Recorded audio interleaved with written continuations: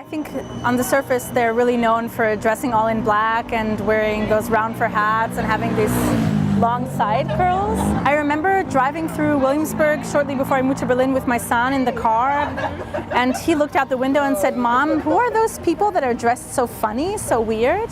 And I said, "That's where your mom grew up and that's where you would have grown up too." And he was like, "Mom, I'm really glad that you left because I'm so happy I'm normal." I think actually when I left there was first just a feeling of a lot of emptiness because you get rid of so much and then you don't know what you're going to replace it with. So in the beginning it's kind of like a void. I think I lived for a long time in an in-between phase where I didn't know who I was or what kind of life I would have. I think the liberation comes later when you figure out that you have the resources to create something new. For me personally, it means like absolute normalcy. It means being able to make daily decisions without consulting any authority.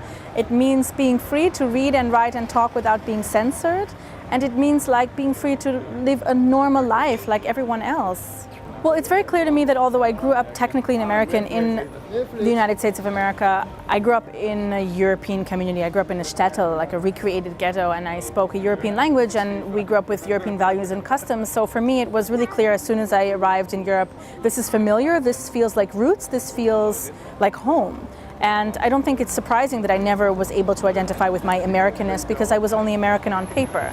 I was not allowed to participate in any American life or have an American identity. The increase of racism and xenophobia, you can see it everywhere. You can see it in the States, you can see it here. I think it is obviously a byproduct of globalization. I mean, globalization has many pluses, many bonuses, but yes, it throws people from different cultures together without any kind of plan or strategy. I'm concerned about the future for Europe and for America.